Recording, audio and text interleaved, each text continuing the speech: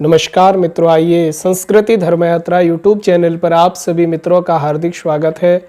आइए आज हम चर्चा करते हैं कि शिवरात्रि के दिन भगवान शंकर का पूजन कैसे करें और भगवान शंकर को क्या क्या चढ़ाना चाहिए, कैसे उपवास करना चाहिए, कैसे शिवरात्रि का व्रत करना चाहिए और किन किन पदार्थों से भगवान शंकर का अभिषेक करना चाहिए।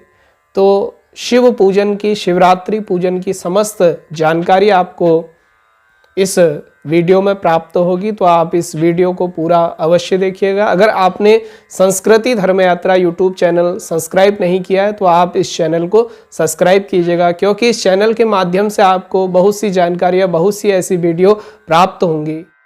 मित्रों, शिवरात्रि का महापर्व फाल्गुन मास में कृष्ण पक्ष की चतुर्दशी तिथि को मनाया जाता है। तो इस बार 8 मार्च शुक्रवार के दिन शिवरात्रि का यह महापर्व मनाया जाएगा। तो हम सभी को 8 मार्च को शिवरात्रि का महापर्व मनाना है। पूरे भारतवर्ष में शिव भक्त बड़े ही धूमधाम से शिवरात्रि का यह पर्व मनाते हैं।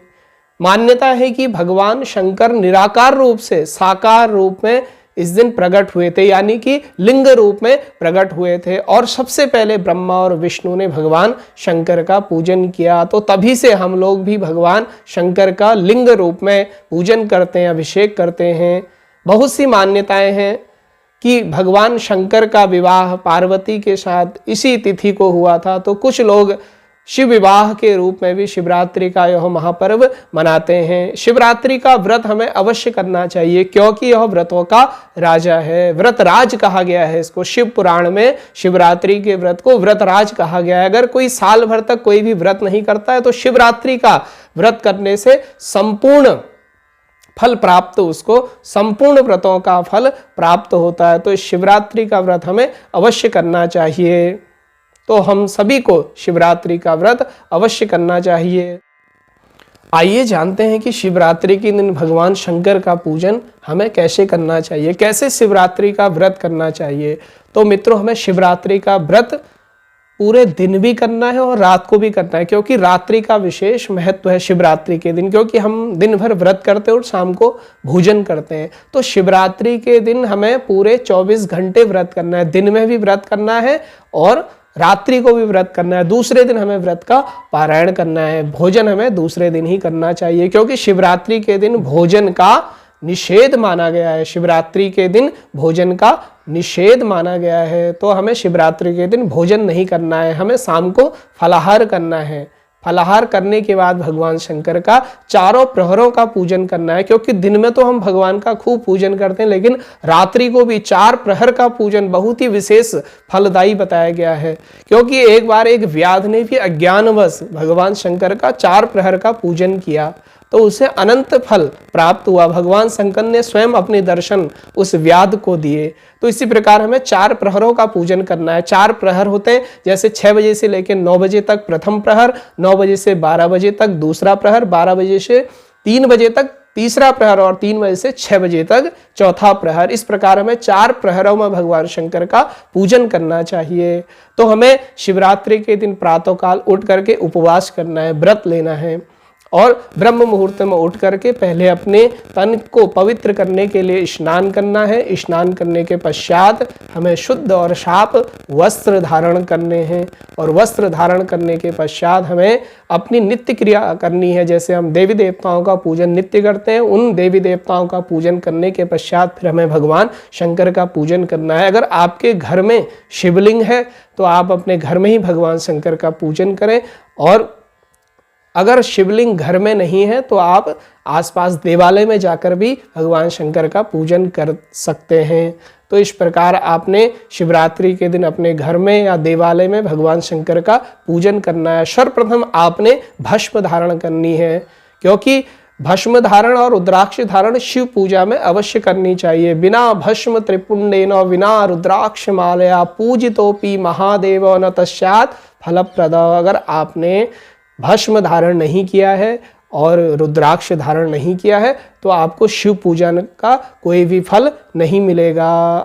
कृत्वा भाल तिलकम सर्व कर्म निरर्थकम। तिलक नहीं लगाया है और त्रिपुंड नहीं लगाया है, रुद्राक्ष की माला नहीं लगाई है, तो आपको यह शिव पूजन का फल नहीं मिलेगा। तो आपने सर्वप्रथम भस्म धारण करना है, त्रिपुंड लगाना है, जैसे मैंने लगाया है इस प्रकार त्रिपुंड लगाना है।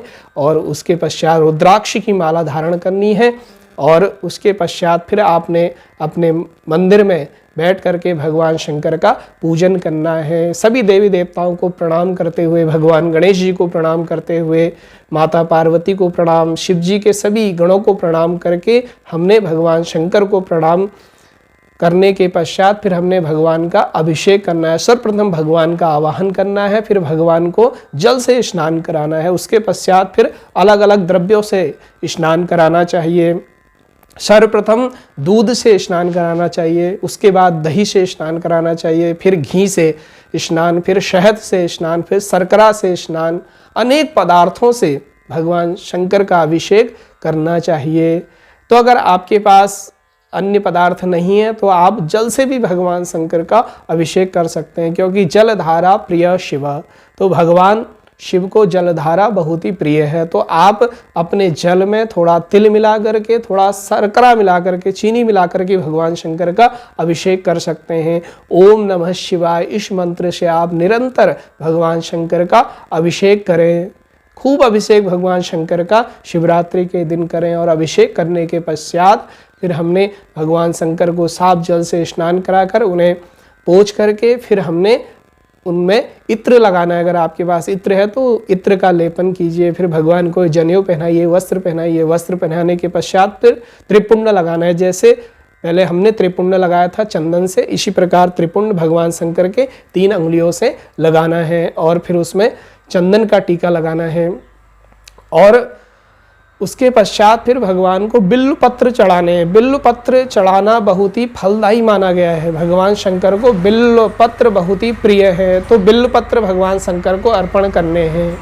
और बिल्व पत्र, एक चीज़ का ध्यान रखिएगा कि शिवरात्रि के दिन ही हमें बिल्व पत्र नहीं तोड़ने। बिल्व पत्र हमें पहले दिन ही तोड़ के रख लेने हैं, क्योंकि शिवरात्रि के दिन बिल्व पत्र तोड़ना निषेध माना गया है। तो पहले दिन ही हमें बिल्व पत्र तोड़ करके फिर दूसरे दिन शिवरात्रि के दिन भगवान शंकर को चढ़ाना चाहिए। बिल्व पत्र 11 बिल्व पत्र भगवान शंकर को अर्पण करें, या 108 बिल्व पत्र अर्पण करें, जो अर्पण करें, तिल अर्पण करें। और उसके पश्चात अनेक पुष्पों से भगवान शंकर का श्रृंगार करें। धूप दीप दिखा करके फिर नैवेद्य का भोग लगाएं भगवान को। जो भी आपके पास नैवेद्य की सामग्री है, नैवेद्य का भोग लगा करके फिर फल इत्यादि चढ़ाएं, कुछ दक्षिणा चढ़ाएं। और उसके पश्चात भगवान का जप करें, जितना जप आप कर सकते हैं। ओम नमः शिवाय, ये पंचाक्षर मंत्र है। इस पंचाक्षर मंत्र की बहुत ही महिमा है।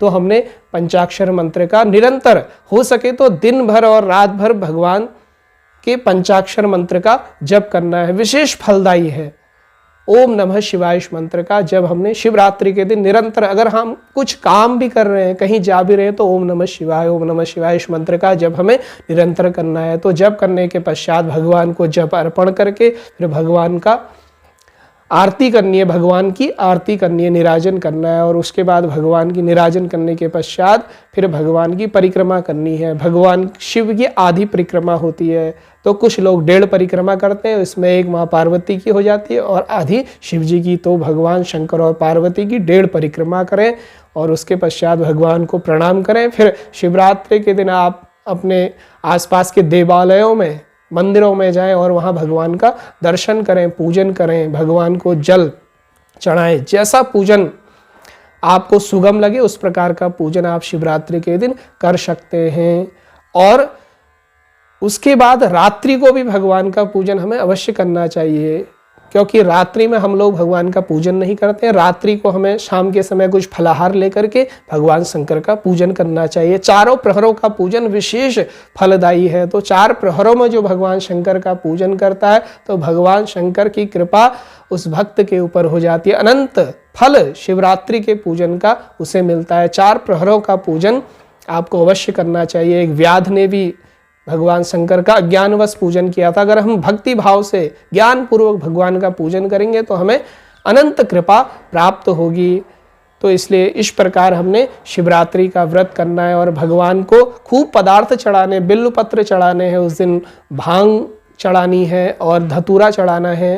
जो जो पदार्थ भगवान शंकर को चढ़ते हैं उन पदार्थों को पहले दिन तोड़ करके दूसरे दिन भगवान शंकर को अर्पण करना चाहिए और ओम नमः शिवाय का मंत्र आपने निरंतर जप करना है शिवरात्रि के दिन। तो इस प्रकार आप शिवरात्रि का त्यौहार भगवान शंकर का पूजन करेंगे, अभिषेक करेंगे तो भगवान शिव की अनंत कृपा आपको और आपके परिवार के ऊपर अवश्य बनी रहेगी। तो इस प्रकार आप सभी को शिवरात्रि की हार्दिक शुभकामनाएं। अगर आपको यह वीडियो अच्छा लगे तो आप संस्कृति धर्म यात्रा यूट्यूब चैनल को सब्सक्राइब कीजिएगा, लाइक कीजिएगा, कमेंट करके बताइएगा कि आपको यह वीडियो कैसी लगी और इस वीडियो को अधिक से अधिक शेयर कीजिएगा, अधिक से अधिक इस वीडियो को शेयर कीजिएगा। नमस्कार मित्रों, नमः पार्वती पते, हर हर हर महादेव। पुनः आपको शिवरात्रि की हार्दिक शुभकामनाएं। नमस्कार मित्रों।